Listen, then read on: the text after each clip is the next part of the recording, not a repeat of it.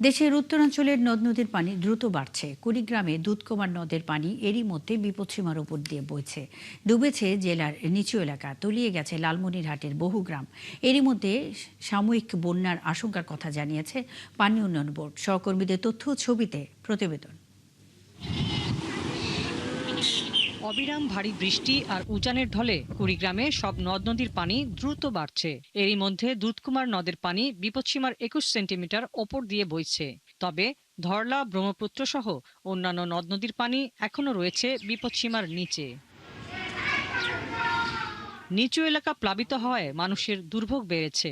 তলিয়ে গেছে আমনের বীজতলা ও সবজির ক্ষেত। এখনকার যে রাস্তায় ঘর তুলে থাকা লাগবে, আমাদের ঘরে ঘরে পানি। এখনকার বাচ্চা কাচ্চা নিয়ে রান্নারও খুব সমস্যা, খাবারও নাই বাসার মধ্যে। এই পানিটা যদি আবার মানে বেশি ব্যাক করে তাহলে মানুষের খুব অসুবিধা হয়ে যায়। এদিকে লালমনিরহাটের রাজপুর, তাজপুর, খুনিয়াগাছ, হাতিবান্ধা, পারুলিয়া, বটমালী সহ তিস্তাপাড়ের বেশ কয়েকটি নিচু এলাকা এখন পানির নিচে। পানি উন্নয়ন বোর্ড জানিয়েছে, তিস্তার পানি বেড়ে বড় বন্যার শঙ্কা করা হচ্ছে। গাইবান্ধার নদ নদীর পানি বেড়েছে, তবে সবগুলো নদীর পানি এখনো বিপদসীমার নিচে। গাইবান্ধা সদর, সুন্দরগঞ্জ, সাঘাটা ও ফুলঝুরি উপজেলার বিভিন্ন পয়েন্টে দেখা দিয়েছে নদী ভাঙন। আজকে পানি আরো বেশি বেড়েছে, উজানে বরাক নামতেছে, তার কারণে মধ্যে পানি বৃদ্ধি হচ্ছে। যে বৃষ্টি পড়তেছে, যদি এরকম বৃষ্টি পড়ে তাহলে আরো পানি বেশি বাড়বে। এই 2-3 দিনে যেরকম বাড়ছে, আজকে ওরকম হয়ে গেছে। এদিকে পানি উন্নয়ন বোর্ডের বন্যা পূর্বাভাস ও সতর্কীকরণ কেন্দ্র জানিয়েছে, আগামী 72 ঘন্টায় নীলফামারী, লালমনিরহাট, রংপুর, গাইবান্ধা ও কুড়িগ্রাম জেলার তিস্তা ও ধরলা নদী এবং দুধকুমার নদের পানি আরও বাড়বে। এতে নদীর কাছাকাছি নিচু এলাকায় সাময়িক বন্যার শঙ্কা রয়েছে। হাসিবা আলী বর্ণা, ৭১। বন্যার সবশেষ অবস্থা জানাতে আমাদের সাথে যুক্ত হচ্ছেন কুড়িগ্রাম থেকে সহকর্মী রাজু মুস্তাফিজ। রাজু, নদ নদীর পানি বাড়ার কারণে বন্যার শঙ্কা করছে বন্যা পূর্বাভাস ও সতর্কীকরণ কেন্দ্র। এখন কি পরিস্থিতি দেখছেন?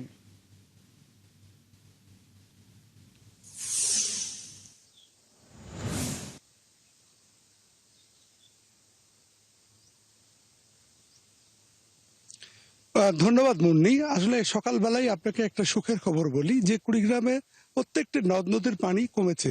আপনি যে বলছিলেন যে দুধকুমার নদীর পানি বেড়েছে, আসলে এটিও এখন বিপদসীমা থেকে 24 সেন্টিমিটার নিচ দিয়ে প্রবাহিত হচ্ছে। তিস্তার পানিও তাই।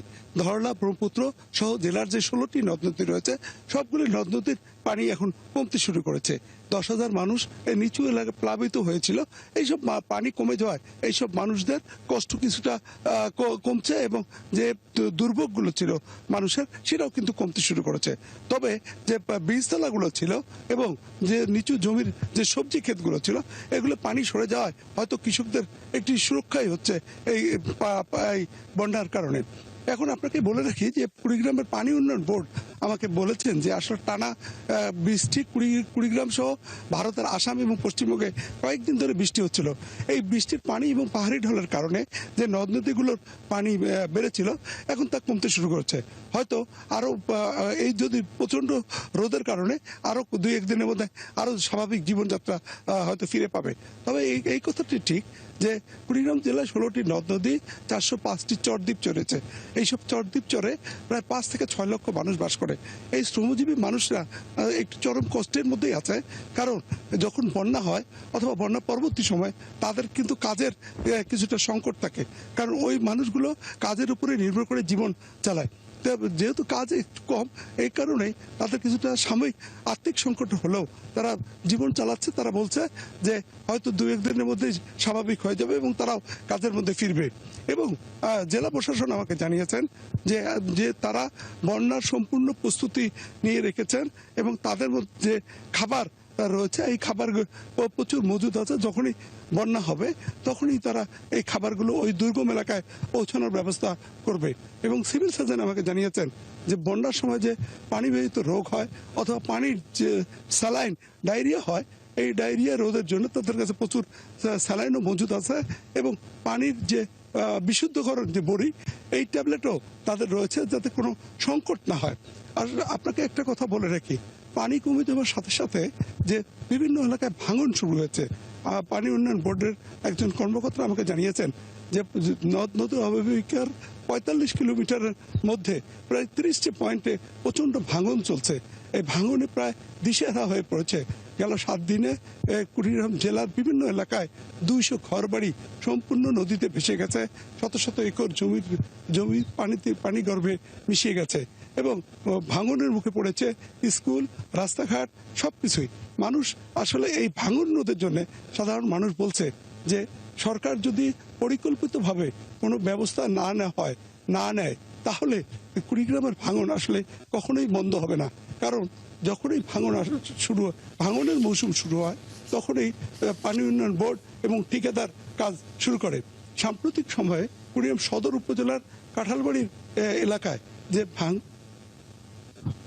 এই ছিল আমার কাছে আজকের শেষ সংবাদ। রাজু মুস্তাফিজ, অসংখ্য ধন্যবাদ। খবর রাখতে থাকুন, সঙ্গেই থাকবেন। দর্শক, নদ নদীর পানি বাড়ার কারণে বন্যার শঙ্কা করেছে বন্যা পূর্বাভাস ও সতর্কীকরণ কেন্দ্র। এ বিষয়ে সবশেষ খবরাখবর নিয়ে রাজু মুস্তাফিজ আমাদের সঙ্গে এতক্ষণ যুক্ত ছিলেন। টাঙ্গাইলের নাগরপুরে যমুনা নদীতে শুরু হয়েছে তীব্র ভাঙন। এরই মধ্যে নদী পাড়ের বাড়িঘর, মসজিদ সহ বহু অবকাঠামো নদীতে মিশে গেছে। ভাঙন আতঙ্কে আছে ৫ উপজেলার কয়েক লাখ মানুষ। এলাকাবাসীর অভিযোগ, বাঁধ নির্মাণে পানি উন্নয়ন বোর্ডের অনিয়মের কারণে বারবার তারা ভাঙনের কবলে পড়ছেন। যদিও সংশ্লিষ্ট প্রকৌশলী বলছেন ভাঙন রোধে যথাযথ ব্যবস্থা নেওয়া হয়েছে। এম এ রাজ্জাকের তথ্য ও ছবিতে প্রতিবেদন। গত ২৩শে জুন থেকে টাঙ্গাইলের নাগরপুরের সলিমাবাদ পশ্চিমপাড়া এলাকায় ভাঙতে শুরু করে যমুনার পাড়। কিছু বুঝে ওঠার আগেই নদীতে চলে যায় বাড়িঘর, আসবাবপত্র সহ বিভিন্ন মালামাল। এরপর থেকে দিনে ও রাতে প্রতিনিয়ত ভাঙছে যমুনা। একের পর এক বাড়িঘর, মসজিদ, মাদ্রাসা সহ বিভিন্ন স্থাপনা হারিয়ে যাচ্ছে নদীতে। এতে অনেকেই নিঃস্ব হয়ে খোলা জায়গায় আশ্রয় নিয়েছেন। অনেকেই চলে গেছেন আত্মীয় স্বজনের বাড়িতে। এক বাড়ি থেকে ৫টা ঘর গেছে, ৩৫ মণ শস্য নদীতে চলে গেছে। ঘরের থেকে ফ্রিজ, টিপি মিপি যা আসলে ইত্যাদি হান্ডি পাতিল সব নদীতে চলে গেছে। আমাদের বাড়িতে 3টা ঘর চলে গেছে একদম নদীতে, আর ওই পাশে একটা হুজুরের বাড়িতেও 3টা ঘর চলে গেছে, একদম কিছু সহায়তা পায় নাই। ৫-৭ বাড়ি একবারে নদী গর্ভে চলে গেছে। পারে অসহায়ভাবে শুয়ে রয়েছে, ঘর বাড়ি নাই। আমার বাম সাইডে এখানে 20টার উপরে বাড়ি ছিল, মসজিদ ছিল। আর এই যে আমার ডাইন সাইডে ওখানে বাড়ি ছিল 40-50টার উপরে, সেখানে সব একবার দাবা নিয়ে গেছে। যমুনার ভাঙন আতঙ্কে আছেন জেলার ৫ উপজেলার কয়েক লাখ মানুষ। ভাঙন কবলিতদের অভিযোগ, পানি উন্নয়ন বোর্ডের নিম্নমানের কাজ ও তাদের গাফিলতির কারণে তাদের এই দুর্ভোগ। ভাঙনে জায়গা মাঝে মাঝে কত গাওয়াল ঘুরে ভাঙতেছে, বিপরিবাদ মানে পাক পইরা খালি দাবা নিয়ে যাইতেছে। বস্তার খুব প্রয়োজন।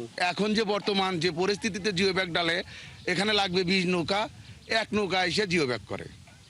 এতে আরো এলাকার ক্ষয়ক্ষতি বৃদ্ধি পায়। এলাকার জনপ্রতিনিধিরা জানান সবসময় তারা ক্ষতিগ্রস্তদের পাশে আছেন। আর পানি উন্নয়ন বোর্ডের নির্বাহী প্রকৌশলী জানান ভাঙন রোধে ৯ কোটি টাকার কাজ চলমান আছে। শুধু অজানা অবস্থায় শুধু মাটিগুলি খালি নিচের দিকে খালি বসে যেতেছে। বাড়ি ঘর সহ শস্য, ঘরের যত টাকা পয়সা, স্বর্ণ অলংকার, ঠিক আছে, ফ্রিজ টিরিজ, মানে আসবাবপত্র যা আছে কোনো কিছুই কেউ বাহির করতে পারে নাই। মানে বুঝে ওঠার আগে এগুলো ভেঙে চলে যেতেছে।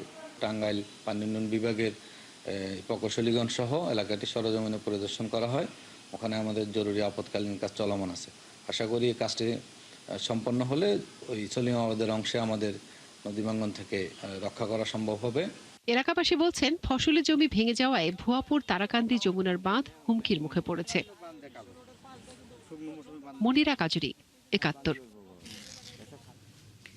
টাঙ্গাইলে যমুনায় তীব্র ভাঙন ও মানুষের ক্ষয়ক্ষতি নিয়ে বিস্তারিত জানাতে যুক্ত হচ্ছেন সহকর্মী এম এ রাজ্জাক।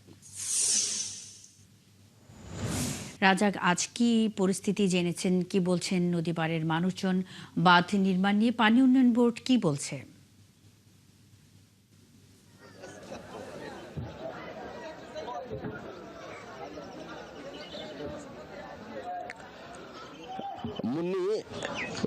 বর্ষা আসলেই টাঙ্গাইলের অন্তত 5টি উপজেলার মানুষ কিন্তু এই নদী পাড়ের মানুষ বলতে গেলে তারা ভাঙন আতঙ্কে থাকে। এটি নতুন কোনো চিত্র নয়, নতুন কোনো গল্প নয়। ওই যে বললাম, প্রত্যেক বছর বর্ষা আসলেই এই চিত্র নদী পাড়ের মানুষের, তাদের দুঃখের কোনো সীমা থাকে না। কারণ প্রত্যেকটা বছর এই বর্ষার পানি যখন যমুনা নদী একেবারে কানায় কানায় ভরে থাকে, তখন এই নদী পাড়ের মানুষজন আতঙ্কে থাকে, শঙ্কিত থাকে। তারা দেখতে পাচ্ছেন যে এইভাবেই ভাঙতে শুরু করে, এবং যারা নদী পাড়ের মানুষ তারা নানাভাবে ব্যক্তি উদ্যোগে, আবার কখনো কখনো পানি উন্নয়ন বোর্ডের উদ্যোগে চলে এই ভাঙন রোধের নানা প্রক্রিয়া। তবে পানি উন্নয়ন বোর্ড যেটি বলেছেন যে তারা আপৎকালীন সময়, তার মানে বন্যার সময় যে নদী পাড়গুলো ভাঙবে এবং বাড়িঘর ভাঙবে, তাদের অস্থায়ীভাবে ব্যাগ ফালানো শুরু করেছে তারা, এবং যদি তারা বরাদ্দ পায় তাহলে তারা পুরোপুরিভাবে এটি শুরু করবেন কার্যক্রম, যাতে আপাতত না ভাঙে। তবে আমি আপনাকে জানিয়ে রাখি মুন্নি, যে এই ভাঙন রোধে বেশ ভুয়াপুর, কালীহাতি এবং নাগরপুর, টাঙ্গাইল সদর, এই সকল উপজেলায় যে সকল এলাকায় ভাঙন শুরু হয়েছে, কিছু কিছু এলাকায় কিন্তু স্থায়ী বাঁধ তৈরি হয়েছে। তারপরেও আরো কিছু যে এলাকা রয়েছে সেগুলোতে এইবার ভাঙনের সৃষ্টি হয়েছে। তবে আমরা এখানে জানবার চেষ্টা করব কারো কাছ থেকে যে আসলে ভাঙনে কি পরিমাণ বাড়িঘর বর্ষা আসলেই চলে যায়, একটু বলবেন আপনি? জি, অসংখ্য ধন্যবাদ 71 চ্যানেলকে। এখানে আমরা যেখানে অবস্থান করতেছি, এটা হচ্ছে ভুইয়াপুর থানার অন্তর্গত গোবিন্দেশী ইউনিয়ন। ঠিক আমি যদি আপনাকে বলি, এই ইউনিয়নের ভিতরে দুইটা ইউনিয়ন। কিভাবে দুইটা ইউনিয়ন? এটা হচ্ছে যে ঠিক পাশেই হচ্ছে গাফসারা ইউনিয়ন। এই গাফসারা ইউনিয়ন আপনার যদি দেখেন পুরাটাই হচ্ছে নদীর ভিতরে। এখানে আমাদের ভুয়াপুর থানায় 6টা ইউনিয়নের ভিতরে 4টা ইউনিয়নে ভাঙনের কবলে পড়ে। যেমন আপনি যেখানে দাঁড়িয়ে রয়েছেন, এটা হচ্ছে যে গোবিন্দেশী ইউনিয়ন। ঠিক গোবিন্দেশী ইউনিয়নের আশেপাশে যদি আপনি দেখেন এটার হালত, তারপর আপনি দেখতে পেলেন ঠিক এই পাশে অর্জুনা ইউনিয়নও অধিকাংশ ভাঙনের কবলে, এবং গাফসারা ইউনিয়ন পুরোটাই হচ্ছে ভাঙনের কবলে। তো এটা যদি সরকার প্লাস এইখানে যারা প্রতিনিধি আছেন, মাননীয় এমপি মহোদয় আব্দুল সালাম মিন্টু সহ যদি সবাই যদি এইখানে বা পুরা চর অঞ্চলে যদি একটু নজর দেয়, স্থায়ী বাঁধ নির্মাণের জন্য যদি এইখানে পানি উন্নয়ন বোর্ড সহ আরো যে তারা যদি কার্যক্রম করে, আমাদের এলাকা তথা আমাদের এই থানা উপকৃত হবে এবং তথা এই জেলা উপকৃত হবে। আর একটা বিষয় যদি এটা করা যায়, এটা হচ্ছে যে এই বাঁধ নিয়ন্ত্রণ করার সাথে সাথে যদি এই পাশে যদি কোনো ধরনের ইপিজেড অথবা কোনো জোন যদি তৈরি করা যায়, এই পানিকে সুষম বন্টন করার জন্য, এই পানিকে ব্যবহার করার জন্য, এই পানিকে সম্পদে রূপান্তরিত যদি করার জন্য যদি করা হয়, সেই ক্ষেত্রে আমাদের এলাকা তথা বাংলাদেশ রাষ্ট্র এবং সমাজ উন্নত হবে, এটা মনে করি। অমনি শুনতে পেলেন যে আমি আপনাকে জানিয়ে রাখি, এই যে টাঙ্গাইলের 5টি উপজেলার মাঝখান দিয়ে কিন্তু যমুনা নদী বয়ে গেছে। আর এই যমুনা নদীর পারে প্রতি বছর বন্যা আসলেই যে ভাঙনের সৃষ্টি হয়, এই ভাঙনের কারণে অনেক মানুষ তারা ভিটে বাড়ি ছাড়া হন এবং তারা অনেকটাই মানে কষ্টে দিন পার করেন। তবে রাজ্জাক, অসংখ্য ধন্যবাদ যুক্ত হয়ে বেশ কিছু তথ্যের জন্য। সঙ্গেই থাকবেন টাঙ্গাইলে যমুনায় তীব্র ভাঙন ও মানুষের ক্ষয়ক্ষতি নিয়ে কথা বলতে রাজ্জাক এতক্ষণ আমাদের সঙ্গে যুক্ত ছিলেন। লক্ষ্মীপুরের রায়পুরে মা ও 3 মেয়েকে হত্যার জট এখনো খোলেনি। তবে একসময় ভুয়া পরিচয়ে একই ভবনে বসবাস করা অন্তর মজুমদারের অতীত, তার পরিচয়ের আড়ালে আর কি তথ্য লুকিয়ে আছে তা খতিয়ে দেখছে পুলিশ। এছাড়া 4 জনকে একাই হত্যার বিষয়টিও তদন্তে গুরুত্ব পাচ্ছে, কারণ অনেকেই বলছেন একা 4 জনকে হত্যা করা অসম্ভব। আতর মনিরের তথ্য ছবিতে প্রতিবেদন।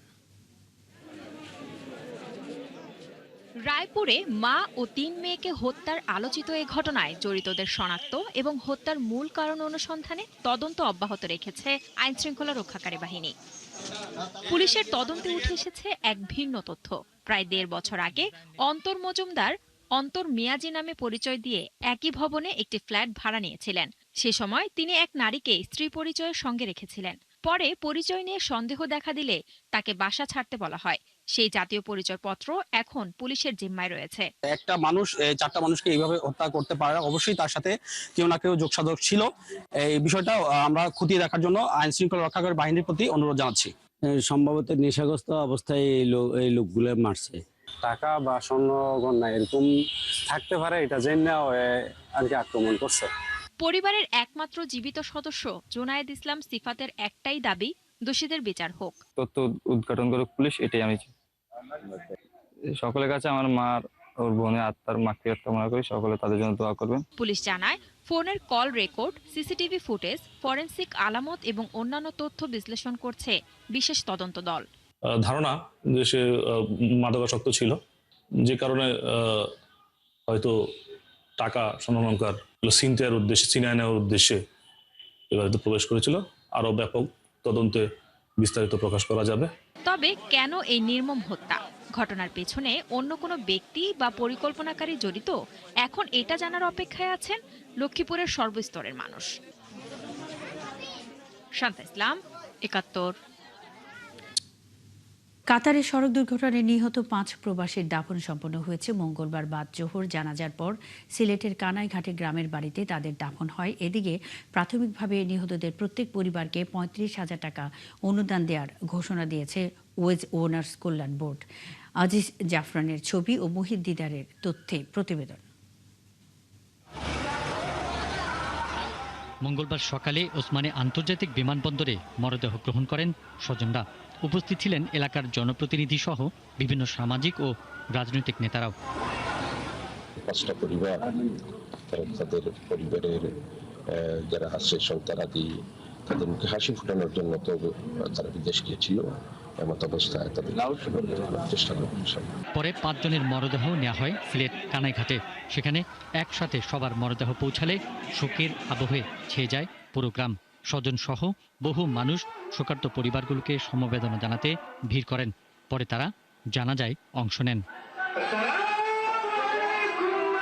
পরিবারের একমাত্র উপার্জনকারীকে হারিয়ে অনিশ্চিত ভবিষ্যতের মুখোমুখি দাঁড়িয়েছেন তাদের স্ত্রী, সন্তান ও স্বজনরা। সরকার যে এত তাড়াতাড়ি আমাদের এই লাশটাই দেশে পাঠিয়েছেন, আমরা তাতে অনেক কৃতজ্ঞ। আমরা তো বাই বাগারি তো মাই বাপ থেকে লইয়া গেছি না, একলা তো অসুহায় ওটা তো আর কি সরকারের কাছে চাই আর যেমন আর কি অ্যাক্সিডেন্ট ওখান তার কি একটা নিয়ন্ত্রণ করতা।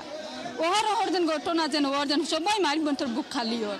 আমার ভুয়া গিয়াল আগে কথা কথা আমার ভুয়া গিয়াল আমার ভুয়া গাই বান্ধাল আমি না আমার ভুয়া আমার ভুয়া বান্ধাল আল্লাহ দোন। ওয়েজ অনার্স কল্যাণ বোর্ড জানায়, প্রাথমিকভাবে নিহতদের প্রত্যেক পরিবারকে ৩৫,০০০ টাকা অনুদান দেওয়া হবে। গত ২১ জুন কর্মস্থলে যাওয়ার পথে কাতারের দোহায় এক মর্মান্তিক সড়ক দুর্ঘটনায় প্রাণ হারান সিলেটের কানাইঘাটের ৫ প্রবাসী। এরা হলেন মোস্তাক আহমদ আফনান, জুবাইর আহমদ, জসিমউদ্দিন, জিবাল আহমেদ এবং কাদির আহমদ। পিন্টু হাজং, ৭১। ফরিদপুরের ভাঙ্গায় আধিপত্য নিয়ে দুই পক্ষের সংঘর্ষে এক ব্যবসায়ী নিহত হয়েছে। এ ঘটনায় অন্তত ১০ জন আহত হয়। নিহত যুবকের নাম সুমন শেখ। নিহতের পরিবার ও এলাকাবাসী জানায়, এলাকায় আধিপত্য নিয়ে পৌরসভার কাপুরিয়া সদরদি গ্রামের সাথে পূর্ব হাসানদিয়া গ্রামের বিরোধ চলছিল। মঙ্গলবার বিকেলে কাপুরিয়া সদরদি গ্রামের বাসিন্দা আয়ান সহ ৩ যুবককে ধরে নিয়ে যাওয়ার খবর ছড়িয়ে পড়লে উত্তেজনা সৃষ্টি হয়।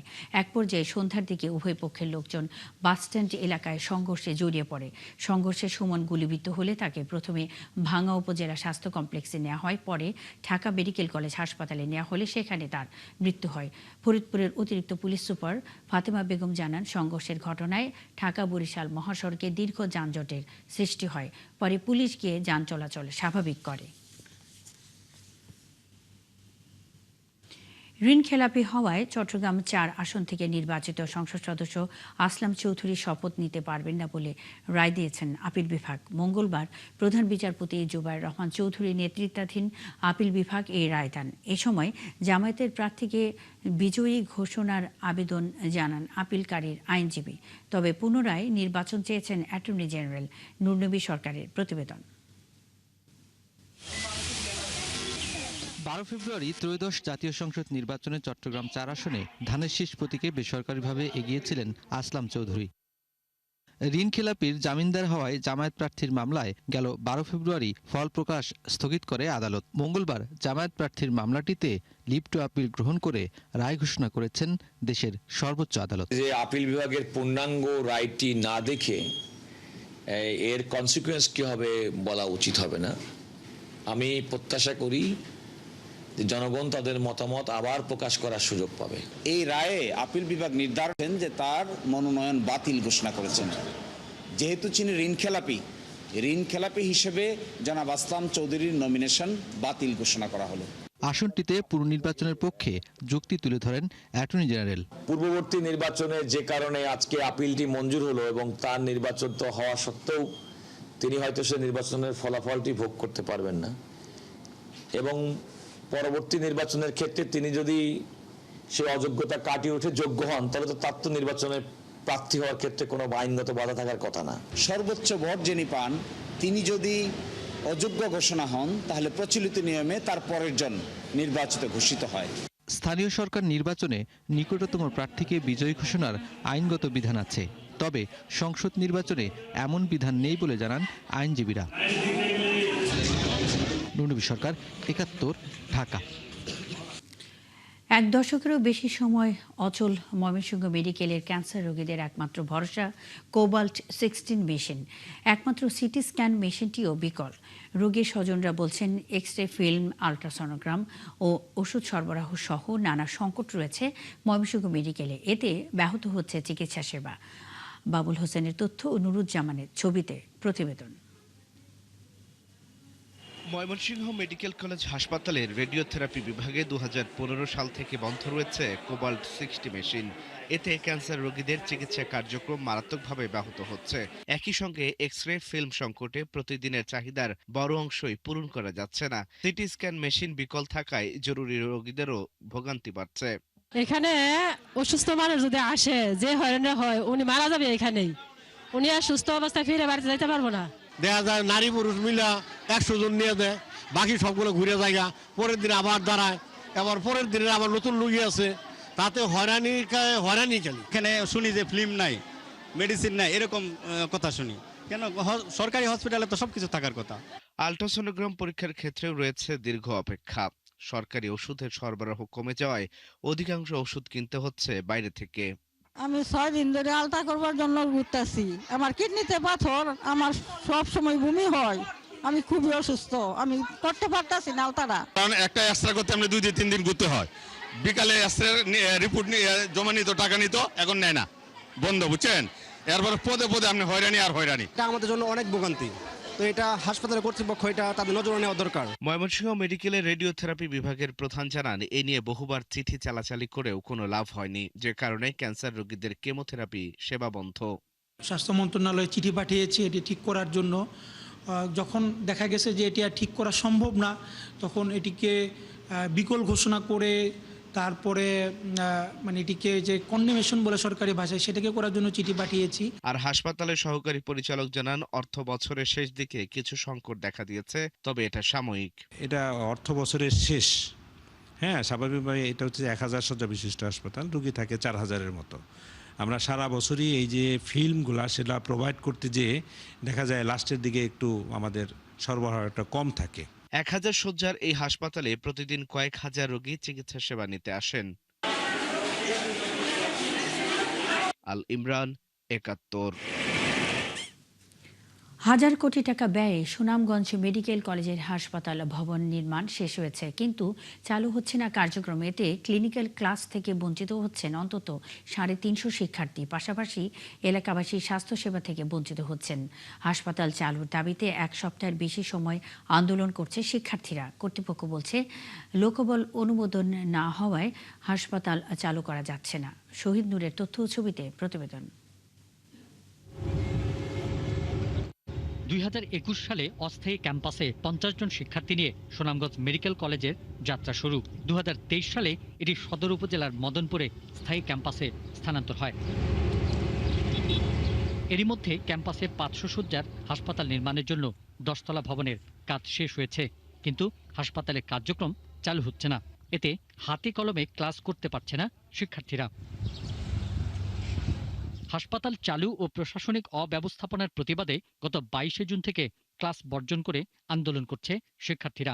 হসপিটালে হচ্ছে আমার মর্নিং থেকে ইভিনিং পর্যন্ত আমার ওয়ার্ক করার কথা, কিন্তু এই সুবিধাটা আমি পাচ্ছি না, যেটা আমার অন্যান্য ফ্রেন্ডগুলো অন্য মেডিকেলে পাচ্ছে। আমরা আশা করছি কর্তৃপক্ষ আমাদের প্লাস সাধারণ মানুষের আবেগ অনুভূতিকে গুরুত্ব দিয়ে হাসপাতাল দ্রুত চালু করবে। হসপিটাল চালু না হওয়ার কারণে আমাদের এখান থেকে 13 কিলোমিটার দূরে যে সদর হাসপাতাল রয়েছে, সেখানে গিয়ে আমাদের ক্লিনিক্যাল ওয়ার্ড ক্লাস করতে হচ্ছে। বারবার আশ্বাস পাওয়ার পরেও ফেব্রুয়ারি গেল, আমাদের এখন জুন মাস চলছে, জুন গিয়ে জুলাই মাস শুরু হচ্ছে, তাও আমরা এখনো পর্যন্ত পূর্ণাঙ্গ কোনো রোডম্যাপ পাইনি। সুনামগঞ্জের নির্বাহী প্রকৌশলী জানান, অডিটোরিয়াম ছাড়া অন্য সব ভবন হস্তান্তরের জন্য প্রস্তুত। তারা কর্তৃপক্ষকে চিঠিও দিয়েছেন। আমরা পিডি মহোদয়ের সাথে যোগাযোগ করেছি হস্তান্তর নেওয়ার জন্য। উনি বলেছেন যে একটা ভবন, ধরেন এত বড় একটা ভবন হস্তান্তর নিলে সেখানে ইয়ার বিষয় থাকে যে এগুলো দেখাশোনা কি করবে কি দেখি। তো এই কারণে এখনো পর্যন্ত আমাদের কন্ট্রাক্টরই এই ভবনটা দেখভাল করতেছেন। ওনারা যখনই হস্তান্তর নেবেন তখন আবার এটা আমরা হস্তান্তর করে দিয়ে চলে আসবো। মেডিকেল কলেজ ও হাসপাতালের পরিচালক জানান, হাসপাতাল চালু করতে শিক্ষক সহ ৭৪ জন লোকবলের অনুমোদন চেয়ে স্বাস্থ্য মন্ত্রণালয়ে ফাইল পাঠানো হয়েছে। ৩৯৫ জন শিক্ষক এবং কর্মচারীর চাহিদা দিয়ে আমরা পাঠাইছি হচ্ছে ফেব্রুয়ারি মাসের ২৬ তারিখে। সেখান থেকে অর্থ মন্ত্রণালয়ে অনুমোদন দিতে মাত্র ৭৪ জন। সেই ৭৪ জন আবার চূড়ান্ত করে নাই। চূড়ান্ত না করে সংশোধনের জন্য আবার কি করছে, স্বাস্থ্য মন্ত্রণালয়ে ফেরত পাঠাইছে। এটা এখন স্বাস্থ্য মন্ত্রণালয়ে পার 4 শাখায় আছে, পার 4। বর্তমানে সুনামগঞ্জ মেডিকেল কলেজে 5টি ব্যাচে 350 জন শিক্ষার্থী আছেন। কলেজে 94 জন শিক্ষক থাকার কথা থাকলেও আছেন 52 জন। পিন্টু হাজং, ৭১। ভূমি অধিগ্রহণ জটিলতায় 4 বছর ধরে বন্ধ হিলি স্থলবন্দরের প্রধান সড়কের নির্মাণ কাজে 2022 সালে 4 লেন প্রকল্প শুরু হয়। সিপি থেকে পানামা পোর্ট পর্যন্ত কিছু কাজ হলেও 4 মাথা থেকে মহিলা কলেজ পর্যন্ত অংশ এখনও অসমাপ্ত। এতে ভারতীয় পণ্যবাহী ট্রাক সহ সব ধরনের যানবাহন ঝুঁকি নিয়ে চলাচল করছে। তবে এ ব্যাপারে সমাজ কল্যাণ মন্ত্রী বলছেন, ভূমি অধিগ্রহণ শেষ হলেই দ্রুত কাজ শুরু হবে। সামিউল ইসলাম আরিফের তথ্য ছবিতে প্রতিবেদন। হিলি স্থলবন্দরের প্রধান সড়ক এটি দীর্ঘদিন ধরে বেহাল। প্রতিদিনই দুর্ভোগে পড়ছেন বহু পথচারী ও যানবাহন চালক। 2022 সালে 0 পয়েন্ট থেকে পানামা পোর্ট গেট পর্যন্ত 4 লেন সড়কের কাজ শুরু হলেও এখনও বেশ কিছু অংশ অসমাপ্ত।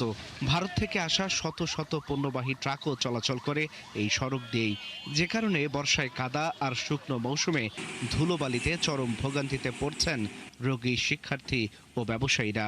এই স্থলবন্দরের রাস্তা, পুরো রাস্তা এত খারাপ, বাজের অবস্থা তা বলার মতো নয়। ভাঙিবে, এটা ভাঙিবে, ওটা ভাঙিবে।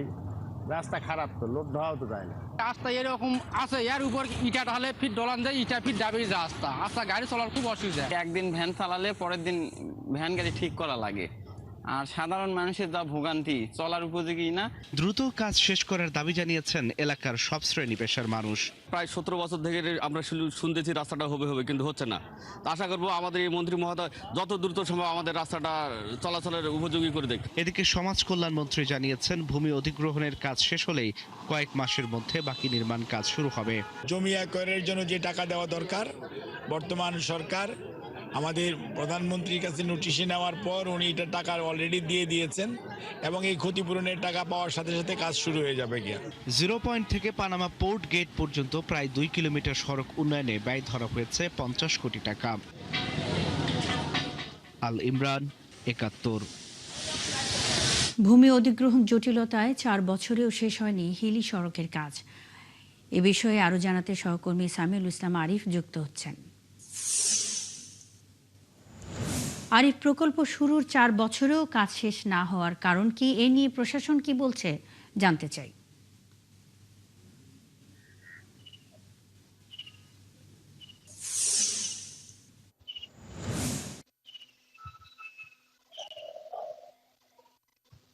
মনি, ধন্যবাদ আপনাকে।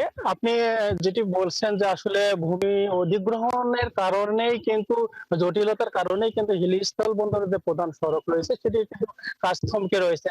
আমি আপনাকে একটা বিষয় জানিয়ে রাখি যে এই দীর্ঘদিন থেকে এই হিলি স্থল বন্দরের যে প্রধান সড়কটি রয়েছে এটাতে কিন্তু বিভ্রান্তি এবং দুর্ভোগের মধ্যে পড়েছে এলাকাবাসী। তবে এই সমস্যা কাটিয়ে 2022 সালে ডিসেম্বরের মাসে কিন্তু 4 লেন সড়কের কাজ শুরু হলো, কিছু কাজ হওয়ার পরও কিন্তু এই স্থলবন্দরের একটা ভূমি অধিগ্রহণ জমি বুঝে না পাওয়ার কারণে ঠিকাদার প্রতিষ্ঠান কিন্তু এই কাজটি ছেড়ে চলে যায়। এরপরে কিন্তু দুর্ভোগে পড়তে থাকে এখানে হিলিবাসী এবং যানবাহনকারী এবং পণ্য হিলি স্থলবন্দরে নিতে আসা পরিবহনরা। তবে আমি এখানকার যে স্থানীয় এবং যানবাহনকারীদের সঙ্গে কথা বলেছি, তারা যেটি বলছেন যে আসলে হিলি একটা স্থলবন্দর এরিয়া, এখানে কিন্তু সরকার প্রতি বছর কোটি কোটি টাকা রাজস্ব পেয়ে থাকে, অথচ এখানকার রাস্তা হওয়া দরকার জাঁকজমক, কিন্তু তা না হয় যে খানাখন্দে এবং বেহাল দশায় পরিণত হয়ে আছে এই হিলি স্থলবন্দরে। এই আসলে এটার কারণে কিন্তু বিভিন্ন ব্যবসায়ী যারা আমদানিকারক বন্দরে কিন্তু ভারত থেকে যে পণ্যগুলো আমদানি করেন, সেই আমদানি বেহাল রাস্তার কারণে কিন্তু তারা অনীহা প্রকাশ করতেছে। এবং কেউ কেউ কোনো আমদানিকারক কিন্তু বিভিন্ন বন্দর যেমন বেনাপুল বলেন, সোনা মসজিদে তারা কিন্তু আমদানি রপ্তানি করছেন। কারণ একটাই কারণ যে হিলি স্থল বন্দরের যে প্রধান সড়ক, যে রাস্তা দিয়ে হিলি স্থল বন্দরে কিন্তু ভারত থেকে যে পণ্যগুলো আসে, সেই রাস্তাটি কিন্তু বেহাল দশা খানাখন্দে যে কোনো সময় তাদের যে পণ্যবাহী ট্রাকগুলো আসে বিকল হয়ে পড়ে, যার কারণে তারা সবসময় বিভ্রান্তির মধ্যে পড়ে, যার কারণে তারা এই স্থল বন্দর দিয়ে কিন্তু অনেক সময় আমদানি করতে অনীহা করতেছে। এবং আমি যারা সাধারণ যে অটোরিকশা এবং মোটরসাইকেল চালক রয়েছে তাদের সঙ্গে কথা বলেছে, তারা বলতেছে দীর্ঘদিন ধরে এটা সামিউল ইসলাম আরিফ, অসংখ্য ধন্যবাদ যুক্ত হয়ে তথ্য জানাবার জন্য। সঙ্গেই থাকবেন দর্শক। ভূমি অধিগ্রহণ জটিলতায় 4 বছরও শেষ হয়নি হিলি সড়কের কাজ, এ বিষয়ে সবশেষ খবরাখবর নিয়ে সামিউল ইসলাম আরিফ আমাদের সঙ্গে এতক্ষণ যুক্ত ছিলেন। কোনোভাবেই বন্ধ হচ্ছে না শেরপুর সীমান্ত দিয়ে মাদকসহ বিভিন্ন পণ্যের চোরাচালান। প্রতিদিন রাতে গারো পাহাড়ের দুর্গম পথ বেয়ে আসে একের পর এক অবৈধ চালান। সীমান্তের কাঁটাতারের ফাঁক, পাহাড়ি ছড়া, নদী আর কালভার্ট ব্যবহার করে ঢুকছে এসব পণ্য। আইনশৃঙ্খলা বাহিনীর অভিযানের মুখে প্রতিনিয়ত কৌশল বদলে চলছে কার্যক্রম। তবে বিজিবি ও পুলিশ বলছে চোরাচালান বন্ধের কাজ করে যাচ্ছেন তারা। তারিকুল ইসলামের তথ্য ও ছবিতে প্রতিবেদন। শেরপুরের শ্রীবর্দী, ছেনাইগাতি ও নালিতাবাড়ি সীমান্ত দিনের বেলায় শান্ত থাকলেও রাত নামলেই এটি পরিণত হয় চোরাচালানের রুটে। এলাকার লোকজনের অভিযোগ, এই পথে ভারত থেকে মদ, ইয়াবা, গাঁজা, নেশাজাতীয় ট্যাবলেটের পাশাপাশি জিরা, কসমেটিক্স, কাপড়, গরু ও মোবাইল ফোনের চোরাচালান হচ্ছে।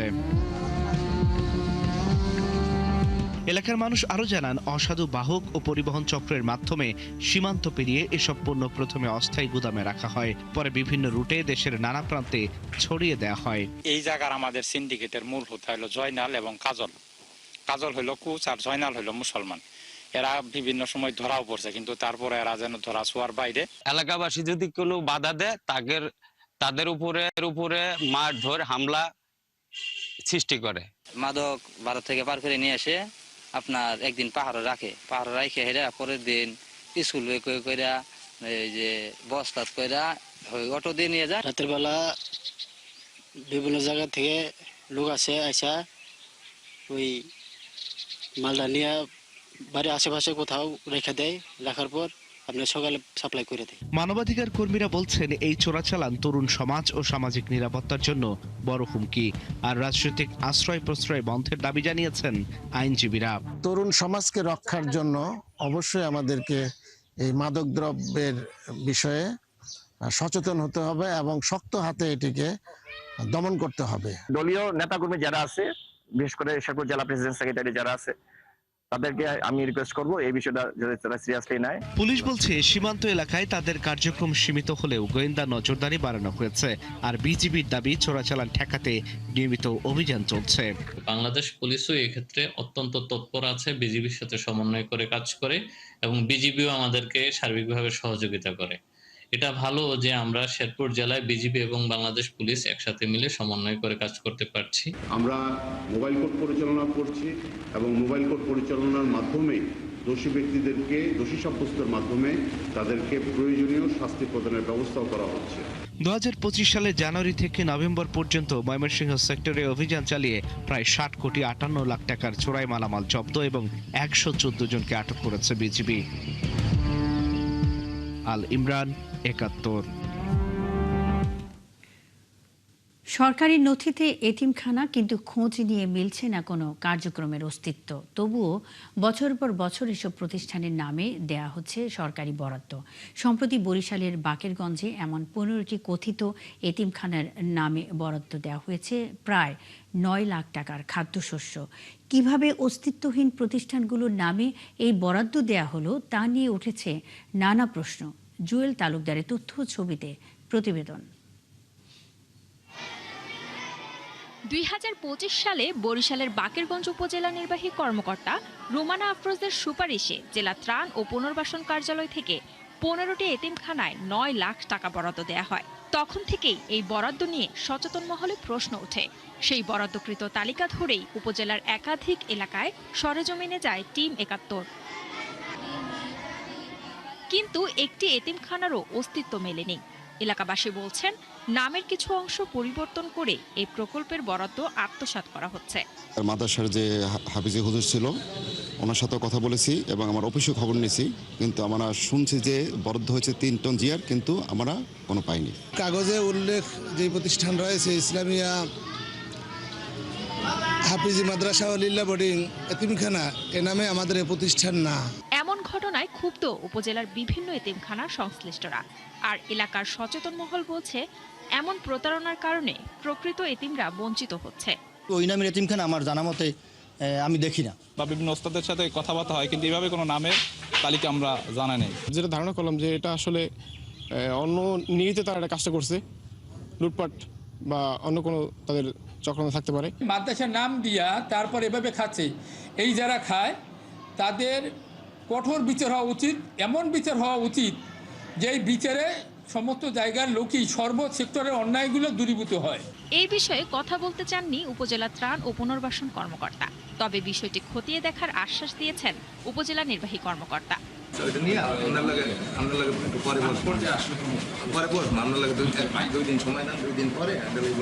এটা সুনির্দিষ্ট তথ্য নিয়ে আমি পর্যায়ক্রমে পরবর্তীতে আপনাকে স্পষ্ট তথ্য দিতে পারবো। বিষয়টি সুষ্ঠুভাবে তদন্ত করে প্রকৃত এতিমদের পাশে দাঁড়ানোর আহ্বান জানিয়েছেন এলাকার মানুষ। শান্তা ইসলাম, 71। জলাবদ্ধতা নিরসনে সর্বোচ্চ গুরুত্ব দিয়ে 2026-27 অর্থ বছরের জন্য 2260 কোটি 24 লাখ টাকার প্রস্তাবিত বাজেট ঘোষণা করেছে চট্টগ্রাম সিটি কর্পোরেশন। মঙ্গলবার নগরীর থিয়েটার ইনস্টিটিউটে এই বাজেট ঘোষণা করেন city mayor doctor Shahadat Hossain. Pranabesh চক্রবর্তীর তথ্য ও বাবুন পালের ক্যামেরায় প্রতিবেদন। বর্ষাকাল এলেই নগরীর নিম্নাঞ্চলগুলোতে জলাবদ্ধতার ভোগান্তি দীর্ঘদিনের। এ সময় ঘটে নগরীর খাল নালাগুলোতে পড়ে প্রাণহানির ঘটনাও। তাই এবার চট্টগ্রাম সিটি কর্পোরেশনের বাজেটে গুরুত্ব পেয়েছে জলাবদ্ধতা নিরসন। মঙ্গলবার দুপুরে নগরীর থিয়েটার ইনস্টিটিউটে চট্টগ্রাম সিটি কর্পোরেশনের 2026-27 অর্থ বছরের বাজেট ঘোষণা করেন mayor doctor Shahadat Hossain. Budget ধরা হয়েছে 2260 কোটি 24 লাখ টাকা। মেয়র জানান, নগরীতে জলাবদ্ধতার সমস্যা অনেকটা কমে এলেও সাম্প্রতিক বৃষ্টিপাত ও জোয়ারের কারণে কিছু এলাকায় জলজট সৃষ্টি হয়। তবে গত 30 বছরের পুরনো এই সমস্যা 50 থেকে 60% সমাধান করা সম্ভব হয়েছে বলে দাবি করেন তিনি। যদিও এখানে 21টি খালের কথা বলা হয়েছে, এটা আমরা দেখতে পাচ্ছি আমাদের চিফ কনজারভেন্সি অফিসার সহ আমরা বিভিন্ন জায়গায় এবং চিফ ইঞ্জিনিয়ার সহ আমরা বিভিন্ন জায়গায় গিয়েছি। প্রায় সেখানে 40টি খাল আমরা চিহ্নিত করছি এবং এটা এই ডিপিপিতে আসবে। যদি 21টি খাল এখানে আমরা লিখেছি, যেটা ব্যয় ধরা হয়েছে 3500 কোটি টাকা, এটা থেকে ব্যয় বাড়তে পারে। বাকি কাজ সম্পন্নে খাল খনন, ড্রেন সংস্কার ও সুইচ গেট নির্মাণের কাজ চলমান রয়েছে। এসব কাজ বাস্তবায়নে সিডিএ, পানি উন্নয়ন বোর্ড, বন্দর কর্তৃপক্ষ ও ওয়াসা সহ সেবাধর্মী সংস্থাগুলোকে নিয়ে সমন্বিতভাবে কাজ চলছে। সবাইকে নিয়ে আমরা সমন্বিত প্রচেষ্টার মাধ্যমে চট্টগ্রামবাসীর গত 30 বছরের যে জলাবদ্ধতার সমস্যা, সেটা ইনশাল্লাহ অর্ধেকে নামিয়ে আমরা এনেছি। প্রয়োজনীয় স্থানে স্ল্যাব ম্যানহোলের ডাকনা বসিয়ে অরক্ষিত নালা ও খালের পাড়ে রেলিং স্থাপন করে অনাকাঙ্ক্ষিত মৃত্যু ঠেকানোর ইনশাল্লাহ আমরা ব্যবস্থা করছি। জলাবদ্ধতা নিরসনে ২১টি খাল সহ অন্যান্য খাল খনন প্রকল্পে ৩,৫০০ কোটি টাকা এবং চৌক বাস্তবায়িত ৩৬টি খাল সহ রক্ষণাবেক্ষণ ও পরিচালনের জন্য ২,৮০০ কোটি টাকার প্রকল্প পাইপলাইনে রয়েছে বলে জানান চসিক মেয়র। নূর তাজমিন নীর, ৭১। চাঁপাইনবাবগঞ্জে পদ্মা নদীতে ডুবে এক স্কুল শিক্ষার্থীর মৃত্যু হয়েছে। এ সময় নিখোঁজ হয়েছেন আরেক শিক্ষার্থী। অন্যদিকে মহানন্দা নদীতে নেমে নিখোঁজ হয়েছেন এক প্রবাসী। মঙ্গলবার মর্মান্তিক এসব দুর্ঘটনা ঘটে। চাঁপাইনবাবগঞ্জ ফায়ার সার্ভিস জানায়, মঙ্গলবার দুপুরে সোভান উচ্চ বিদ্যালয়ের ১০ম শ্রেণীর শিক্ষার্থী রিফাত ও রাসেল আলীনগর ঘাট এলাকায় পদ্মা নদীতে গোসল করতে নামেন। এ সময় ডুবে যান তারা। ৫ ঘন্টা পর রিফাতের মৃতদেহ উদ্ধার করা হয়, তবে রাসেলের কোনো খোঁজ মেলেনি। অন্যদিকে মহানন্দা নদীর বারোঘড়িয়া রাবার ড্যাম এলাকায় মাছ ধরতে নেমে নদীর স্রোতে তলিয়ে যান দুবাই প্রবাসী শাকিরুল। তাকে উদ্ধারে অভিযান চালিয়ে যাচ্ছে ফায়ার সার্ভিস ও পুলিশ। শেরপুরের নালিতাবাড়িতে গলায় বাদাম আটকে ৩ বছর বয়সী এক শিশুর মৃত্যু হয়েছে। পরিবার জানায়, মঙ্গলবার সকালে মানহামণি নামের ওই শিশুটি নানার সঙ্গে স্কুলে যায়। দুপুরে সেখানে তাকে বাদাম খেতে দেয়া হয়। এক পর্যায়ে একটি বাদাম তার শ্বাসনালীতে আটকে যায়। এ সময় সে শ্বাসকষ্টে ছটফট করলে দ্রুত নালিতাবাড়ি উপজেলা স্বাস্থ্য কমপ্লেক্সে নেওয়া হয়, কিন্তু চিকিৎসক তাকে মৃত ঘোষণা করেন। পরে পুলিশ এসে মৃতদেহ পরিবারের কাছে হস্তান্তর করে। সিরাজগঞ্জের উল্লাপাড়ায় প্রায় ১ যুগ ধরে শিকলবন্দি মানসিক ভারসাম্যহীন যুবক মেরাজ আলীর চিকিৎসার দায়িত্ব নিয়েছে প্রশাসন। ৭১ টেলিভিশনে সংবাদ প্রচারের পর এ উদ্যোগ নেওয়া হয়েছে। মঙ্গলবার জেলা প্রশাসকের নির্দেশনায় উপজেলা সমাজসেবা কর্মকর্তার নেতৃত্বে একটি দল মেরাজের বাড়িতে গিয়ে তাঁর খোঁজখবর নেন। পরে তার প্রয়োজনীয় চিকিৎসা ও সরকারি সহায়তা আশ্বাস দেন। এতে স্বস্তি ফিরেছে মেরাজের পরিবারে। এর আগে শিকলে বন্দী মেরাজ আলীর জীবন নিয়ে সংবাদ প্রচার করে ৭১ টেলিভিশন। বিষয়টি জেলা প্রশাসকের নজরে এলে এ উদ্যোগ নেওয়া হয়। বলছে আমাদের ছেলেটা চিকিৎসার কথা, তা আমি খুশি আছি। তা আপনারা অগ্রিম টাকা দিলে আমাদের ছেলেটা চিকিৎসা করে দেন, তাহলে আমি পারি। আজ ১০-১২ বছর ধরে এরকম হয়েছে। মানে আগে স্টুডেন্ট ছিল, লেখাপড়া করতে করতে একদিন থেকে ওই ১০-১২ বছর পর থেকে এরকম শুরু হয়েছে, মাথায় মেন্টালি প্রবলেম। কোনো প্রকারের চিকিৎসা সহায়তা যদি লাগে তাদের, আমরা চিকিৎসা সহায়তা করব এবং নেওয়া এবং আনা। ওখানকার যে বিষয় দেখা যাচ্ছে যে যেগুলো খরচ খরচাদি আছে, ওখানে আমাদের সমাজসেবা অফিসে মেন্টাল হসপিটালে আমাদের শাখা আছে, সেই শাখায় তাদের সহযোগিতা করবে এবং আমরা আপ ডাউনের যে খরচ হয় ওষুধপত্র মোটামুটি আমরা সেটা পূরণ করতে সচেষ্ট থাকবো ইনশাল্লাহ। মুন্সিগঞ্জের শ্রীনগর উপজেলার বীরশ্রেষ্ঠ ফ্লাইট লেফটেন্যান্ট মতিউর রহমান স্টেডিয়ামে মাসব্যাপী শহীদ জিয়া স্মৃতি ফুটবল টুর্নামেন্টের আয়োজন করা হয়েছে। মঙ্গলবার টুর্নামেন্টের উদ্বোধন করেন প্রধান অতিথি সংসদ সদস্য শেখ মোহাম্মদ আবদুল্লাহ। এ সময় তিনি খেলাধুলার গুরুত্ব তুলে ধরে তরুণ প্রজন্মকে ক্রীড়ামুখী কর্মকাণ্ডে যুক্ত হতে আহ্বান জানান।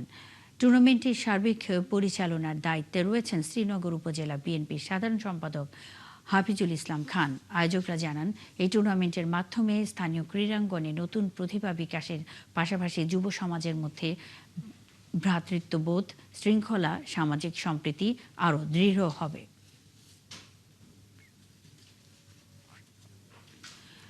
নারায়ণগঞ্জের সোনারগাঁয়ে ব্রাজিল বনাম আর্জেন্টিনা সমর্থকদের মাঝে প্রীতি ফুটবল ম্যাচ অনুষ্ঠিত হয়েছে। অন্যদিকে সিরাজগঞ্জেও আয়োজন করা হয় ফুটবল ম্যাচের। নারায়ণগঞ্জের সোনারগাঁ সরকারি কলেজ মাঠে প্রীতি ফুটবল ম্যাচের আয়োজন করেন ব্রাজিল ও আর্জেন্টিনা সমর্থকরা। আর এই খেলা উপভোগ করেন কলেজের শিক্ষার্থীরা। খেলায় আর্জেন্টিনা সমর্থকদের ২-১ গোলে হারিয়ে চ্যাম্পিয়ন হয় ব্রাজিল। পরে চ্যাম্পিয়ন ও রানার্স আপ দলের মধ্যে পুরস্কার তুলে দেওয়া হয়। অন্যদিকে সিরাজগঞ্জে একটি হোটেল অ্যান্ড রেস্টুরেন্টের মালিক কর্মচারীদের অংশগ্রহণে অনুষ্ঠিত হয়েছে ব্যতিক্রমী আর্জেন্টিনা ব্রাজিল প্রীতি ফুটবল ম্যাচ। সিরাজগঞ্জ সরকারি কলেজ মাঠে এই আয়োজন করা হয়। আক্রমণ পাল্টা আক্রমণ শেষে ১-০ গোলে ব্রাজিলকে হারিয়ে চ্যাম্পিয়ন হয় আর্জেন্টিনা।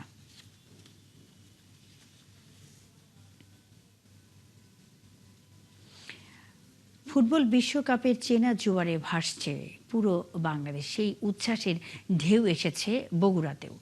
সে উচ্ছ্বাসে ঢেউ এবার এসে আছড়ে পড়েছে বগুড়াতে। এই ফুটবল জ্বরকে আরও বাড়িয়ে দিতে গাবতলী উপজেলায় আয়োজন করা হয় নারী ফুটবল টুর্নামেন্টের। খুদে জাদুকরদের পায়ের কারিশমা দেখতে মাঠে তো বটেই, দর্শকদের ভিড় উপচে পড়ে আশেপাশের বাড়ির ছাদেও। SM আবু সাইদের প্রতিবেদন। দর্শকদের উচ্ছ্বাস আর করতালিতেই মুখর বগুড়ার গাবতলীর MR উচ্চ বিদ্যালয় মাঠ। মাঠের চারপাশ তো বটেই, এমনকি স্কুলের ছাদও তেল ধারণের জায়গা নেই। পরিবার পরিজন, বন্ধু বান্ধব সব বয়সের মানুষ এসেছেন খুদে নারী ফুটবলারদের লড়াই দেখতে। রেলওয়ে বন্দর কৃষি সমবায় সমিতির উদ্যোগে গাবতলীর সুখান পুকুরে আয়োজন হয় খুদে নারী ফুটবল টুর্নামেন্টের। সেখানেই ফাইনাল খেলায় মুখোমুখি হয় সিলেটের আরাফাত রহমান কোকো ফুটবল একাডেমি ও রক্সি ফুটবল একাডেমি। আক্রমণ আর পাল্টা আক্রমণে ম্যাচটি শেষ পর্যন্ত 2-2 গোলে ড্র হয়। তবে টুর্নামেন্টের সার্বিক পয়েন্ট টেবিলে এগিয়ে থাকায় আরাফাত রহমান কোকো ফুটবল একাডেমিকে চ্যাম্পিয়ন ঘোষণা করা হয়। আজকে অনেক ভালো লাগতেছে, আপনাদের আয়োজন করে আরো অনেক উৎসাহিত হয়েছে। আমি নিয়মিত রক্সি ফুটবল একাডেমি ক্যাপ্টেন হিসেবে খেলাধুলা করি। ভবিষ্যৎটা অনেক চিন্তা ভাবনা আছে যে একদিন জাতীয় টিমে খেলবো। এই অত্তলেখার মেয়েদের খেলা এখানে সাধারণত হয় নাই। খেলাটা খুব সুন্দর লাগছে, সবাইকে ভালো লাগছে। এবার সুগান পুকুরে আমারে কোনোদিন খেলা হয় নাই, এটা মেয়েদের প্রথম খেলা। এই মাঠও খেলতেছে নারীরা, অনেক ভালো লাগতেছে। পরে চ্যাম্পিয়ন দলের হাতে ট্রফি সহ নগদ অর্থ এবং রানার্স আপ দলের হাতে প্রাইজ মানি তুলে দেওয়া হয়। এই মাদক নেশা জুয়া থেকে দূরে সরে রাখতে আমরা বিভিন্ন ধরনের সামাজিক প্রোগ্রাম আমরা হাতে নিয়েছি, যেই ধারাবাহিকতায় একদম গ্রামীণ পর্যায়ে যে নারীদের যে অংশগ্রহণে প্রমিলা ফুটবল টুর্নামেন্টে সিলেটের হয়ে গোল করেন মৌসুমী আক্তার ও আলেফা খাতুন। তবে দুর্দান্ত পারফরম্যান্সের কারণে রানার্স আপ দল রক্সি একাডেমির মিম আক্তার পেয়েছেন ম্যাচ সেরা পুরস্কার। SM আবু সাইদ, 71 বগুড়া। দর্শক, চলছে দেশচোখ সরাসরি সংবাদ অনুষ্ঠান দেখতে চোখ রাখুন 71-এর ফেসবুক পেজে এবং সাবস্ক্রাইব করুন 71-এর ইউটিউব চ্যানেল। থাকুন 71-এর সাথে।